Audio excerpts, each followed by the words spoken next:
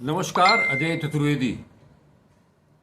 हरियाणा में आज मतदान चल रहा है। पिछले 30 सितंबर से 3 अक्टूबर तक हरियाणा के जन जन से अपना नाता जोड़ने के बाद, उनके दुख दर्दों को जानने के बाद, कांग्रेस के पूर्व अध्यक्ष और लोकसभा में नेता प्रतिपक्ष महाराष्ट्र पहुंचे। महाराष्ट्र में कोल्हापुर में उन्होंने छत्रपति शिवाजी महाराज की प्रतिमा का अनावरण किया और उसके बाद छत्रपति शिवाजी महाराज की सोच से संविधान को जोड़ा और जोड़ते हुए उन्होंने क्या कुछ कहा, आज हम आपको इस बारे में बताएंगे नहीं, बल्कि आप सीधे राहुल गांधी की बात सुने। महाराष्ट्र के कोल्हापुर से राहुल गांधी। शिवाजी महाराज जी ने देश को, दुनिया को क्या मैसेज दिया था? सबसे पहले उन्होंने कहा था कि देश सबका है, सबको लेकर चलना है, अन्याय नहीं करना है। तो अगर हम सोचें कि इनकी सोच का जो आज कौन सा चिन्ह है, तो यह है सीधा सा कनेक्शन है। जो शिवाजी महाराज ने कहा,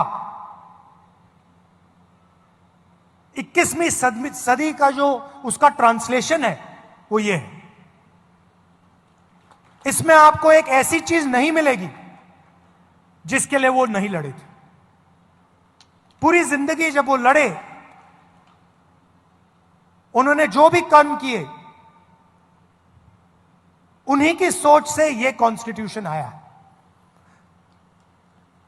इसको हम दूसरे तरीके से भी कह सकते हैं, अगर शिवाजी महाराज जैसे लोग नहीं होते, साहू जी महाराज जैसे लोग नहीं होते, तो यह नहीं होता। मतलब सीधा कनेक्शन है। अब हिंदुस्तान में दो विचारधाराओं की लड़ाई है।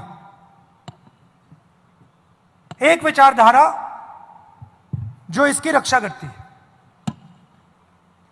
समानता की बात करती है, एकता की बात करती है, और वो शिवाजी महाराज की विचारधारा है। और दूसरी विचारधारा जो कॉन्स्टिट्यूशन को, संविधान को खत्म करने में लगी हुई है। सुबह उठते हैं और प्लानिंग करते हैं कि भैया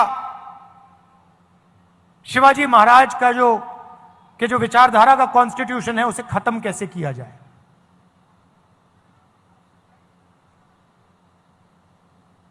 हिंदुस्तान की संस्थाओं पर आक्रमण करते हैं, लोगों को डराते हैं, धमकाते हैं, और फिर जाकर शिवाजी महाराज की मूर्ति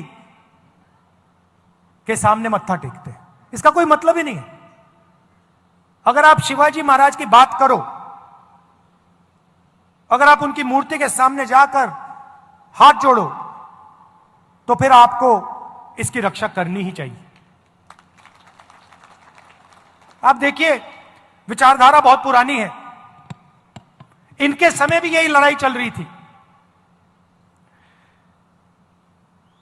जब इनका राज अभिषेक होना था, उसी विचारधारा ने राज्य अभिषेक नहीं होने दिया। ये कोई नई बात नहीं है। ये मत सोचिए कि भैया ये नई लड़ाई चल रही है, कॉन्स्टिट्यूशन की लड़ाई नई है। नहीं है। ये हजारों साल पुरानी लड़ाई है, और वही विचारधारा की लड़ाई है जिससे शिवाजी लड़े थे, शिवाजी महाराज लड़े थे। उसी के खिलाफ, उसी विचारधारा के साथ आज कांग्रेस पार्टी लड़ रही है। तो अगली बार आपके पास अगर कोई आए और आपसे कहे कि मैं शिवाजी महाराज की को मानता हूं, तो आप उससे पूछिए, आप मूर्ति के सामने हाथ जोड़ते हो, मगर क्या आप हिंदुस्तान के संविधान को बचाते हो?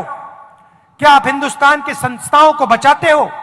क्या आप हिंदुस्तान में गरीबों की रक्षा करते हो? क्योंकि अगर आप नहीं करते हो तो फिर मूर्ति के सामने जाकर हाथ मिलाने का कोई मतलब नहीं। दिल में बात होनी चाहिए, दिल के अंदर सोच होनी चाहिए। बाहर कोई भी कुछ दिखा दे, उसका कोई मतलब नहीं होता। महाराष्ट्र के लोग इस बात को बहुत अच्छी तरह समझते हैं। यह जो विचारधारा है, मैंने कहा कि शिवाजी महाराज की विचारधारा है, मगर शिवाजी महाराज को यह विचारधारा कहां से आई? महाराष्ट्र से आई, महाराष्ट्र की धरती से आई, महाराष्ट्र की जनता से आई, और यह आपके खून में है। जब भी मैं महाराष्ट्र आता हूं, मुझे यह दिखाई देती है, आपके चेहरों में, आपके कर्मों में, आपके दिल में हर रोज शिवाजी महाराज दिखाई देते हैं, उनकी सोच दिखाई देती है, और आप लड़ते हो इसके लिए। आपने मुझे यहां बुलाया, इतने प्यार से आपने मेरी बात सुनी, गर्मी में आप खड़े हैं, इसके लिए आपको दिल से धन्यवाद करता हूं। और कांग्रेस के जो कार्यकर्ता हैं और जो हमारे विचारधारा के लोग हैं, उनसे मैं कहना चाहता हूं, आपका काम शिवाजी महाराज की विचारधारा की रक्षा करने का है। आपका काम संविधान को बचाने का है, इसकी रक्षा करने का है। क्योंकि जब आप इसकी रक्षा करते हैं तो आप शिवाजी महाराज की याद का आदर करते हैं, रिस्पेक्ट करते हैं।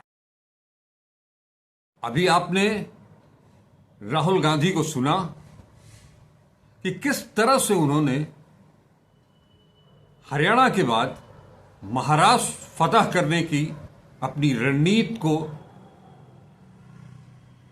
कामयाब करने की दिशा में कदम रख दिया है। वो बताते हैं कि संविधान समानता का द्योतक है, और ये छत्रपति शिवाजी की महाराज की सोच है। और छत्रपति शिवाजी की ये जो सोच है वो आई कहां से?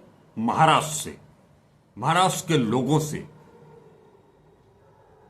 अब एक नई जंग की शुरुआत हो चुकी है, महाराष्ट्र फतह की बात जंग शुरू हो चुकी है। महाराष्ट्र यानी देश का कैपिटल, इकोनॉमिक कैपिटल, आर्थिक राजधानी अब सीधे देश की आर्थिक राजधानी पर कब्जा करने के लिए राहुल गांधी कदम बढ़ा चुके हैं। बस आज इतना ही। हम फिर मिलेंगे, मिलते रहेंगे। नमस्कार, अजय चतुर्वेदी।